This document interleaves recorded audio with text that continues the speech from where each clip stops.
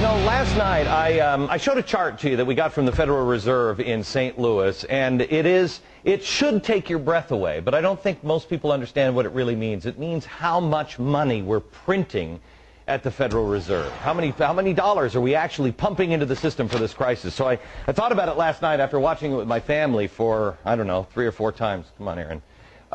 And I watched it with my family, and they said, Dad, I don't even know what that means. What does that mean? So I thought, there's another way that I could show this to you. There's another way that at least Al Gore did it with a slideshow. Now everybody thinks that that's true. So why don't we show you some true stuff on the slideshow? And actually, because, you know, we're a 5 o'clock show, we're cheap, we had to go borrow Sean Hannity's set. So we're going into Sean's. Shh, we'll be very, very quiet. We'll come in here, and this is a chart that I tried to show you last night, but I wanted to blow it up a little bit.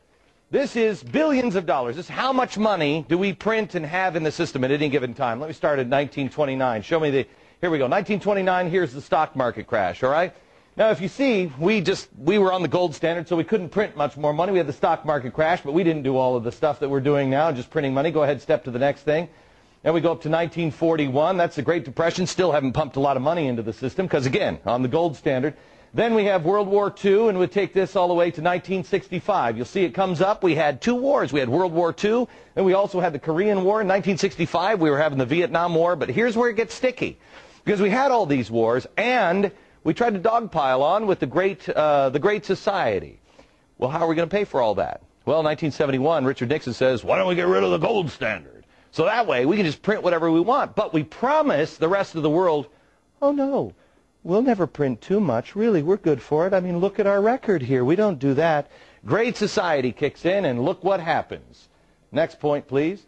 Look how we've devalued our money. This is up until 2000 when we have the Y2K scare, where everybody's like, bury your food and grab your cash. The computers are going down. That's why the government put this little spike here. If you see that little spike, goes up because they just dump a lot of cash into it, and then they bring it back in. They pull it back in. But it's difficult to pull things back in, especially when you have a horrible event like 9/11.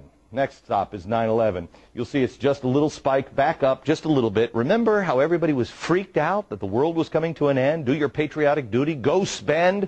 Go out there and get into the stock market. Well, we did.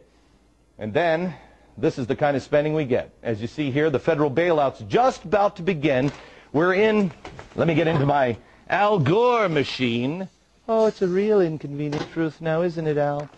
Look at this hockey stick. This is the hockey stick that Al Gore was talking about with the, you know, the woolly mammoth coming back or whatever the hell he's talking about. Here's where we were in September last year. But then the Treasury decided we need to start printing more money. This hockey stick should take your breath away. This is devaluing our money. You know, Al Gore said, global warming is not a political issue, it's a moral one.